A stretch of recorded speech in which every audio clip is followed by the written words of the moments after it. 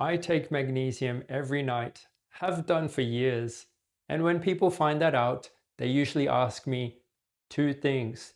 Does it actually work? And which one should I take? This year, the largest randomized controlled trial ever conducted on magnesium and sleep was published. 155 adults, double-blind, placebo-controlled. I read it. The answer is more interesting than a simple yes or no. And there's one thing about the trial itself that the supplement brands definitely don't want you to know. I'm a nurse, and here's what the research says. Let me tell you something. All right. Let me tell you something. Before we get to the trial, here's something worth understanding. Why would magnesium affect sleep at all? Because magnesium is involved in over 300 enzymatic reactions in the body. Some estimates put it closer to 600. Two of those are directly relevant to sleep. It supports GABA activity, the calming neurotransmitter system that quietens the nervous system at night. And it modulates the HPA axis, which is the system that controls cortisol, the stress hormone that keeps you wired when you should be winding down. Run low on magnesium and both of those systems are compromised. Your brain has less of what it needs to shift into sleep mode. Now here's why that matters at a population level. An estimated 45% of Americans are magnesium deficient. 60% don't reach the average daily intake. Globally, around 2.4 billion people, roughly 31% of the world's population, fail to meet recommended levels. This isn't a niche problem, it's a default state for a large proportion of the population, driven by modern diets that are low in the foods magnesium actually lives in: leafy greens, whole grains, nuts, legumes. But here's the thing, even if you are deficient, the form of magnesium you're taking might mean you're not actually absorbing enough to make a difference. I'll come back to that. The Schuster trial, published August 2025 in Nature and Science of Sleep. 155 adults aged 18 to 65, all reporting poor sleep quality, but importantly, otherwise healthy, not on sleep medications, and without diagnosed sleep disorders like apnea. That's the population this evidence applies to. Randomized to either 250 milligrams of elemental magnesium bisglycinate or placebo for 4 weeks. Double-blind, the largest placebo-controlled trial on magnesium and sleep ever conducted. The magnesium group slept better, measurably, statistically better than the people taking a sugar pill. Now, here's what the supplement brands left out of their headlines and why it actually makes the recommendation more specific, not less useful. Looking closely at the data, the magnesium group's average insomnia score dropped by 3.9 points. The placebo group dropped 2.3 points on their own. The actual benefit attributable to the supplement was 1.6 points on a 28-point scale. The study's own threshold for a clinically meaningful improvement was a 6-point drop, and 81% of participants in the magnesium group didn't reach it. That is not a dismissal of magnesium. That is what precision looks like, because buried in the subgroup analysis is the finding that changes the recommendation.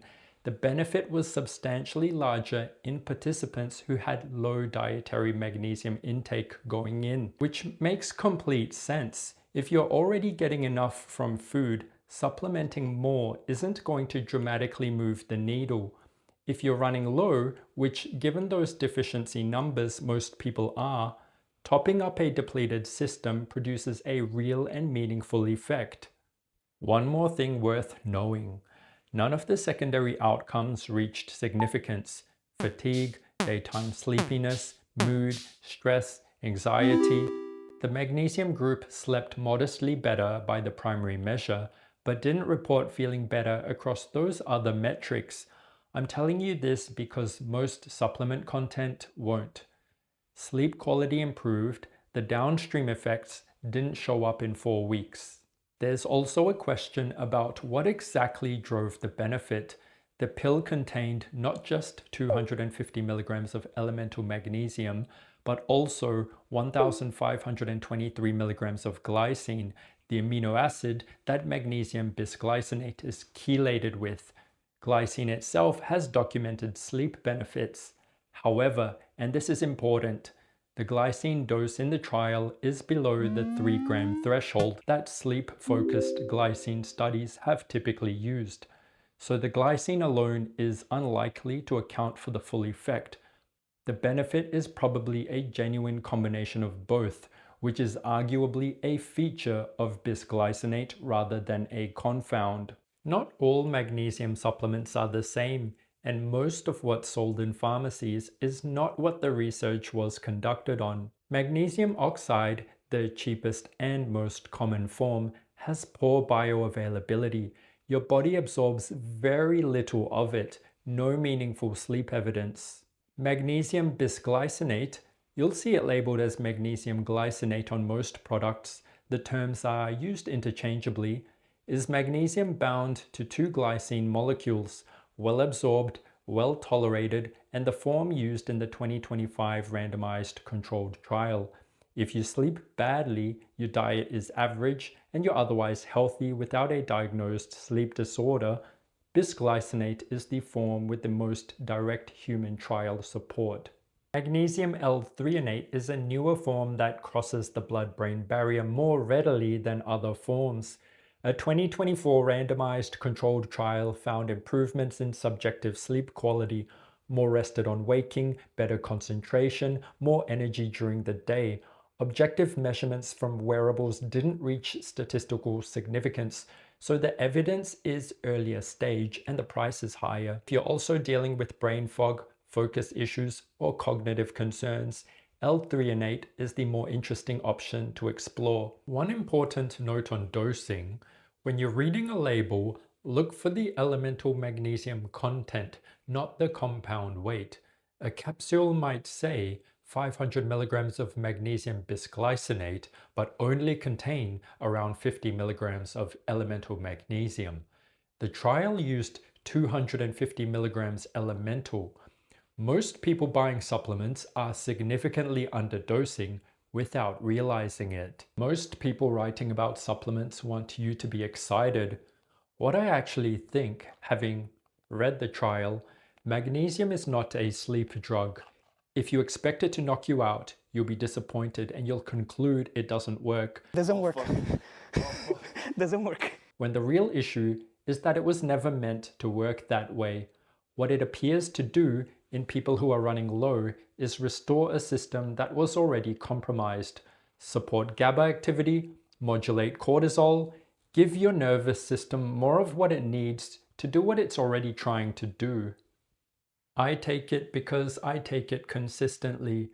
The safety profile is excellent, the mechanistic rationale is solid, and the probability that I'm hitting full dietary magnesium every day through food alone is not high.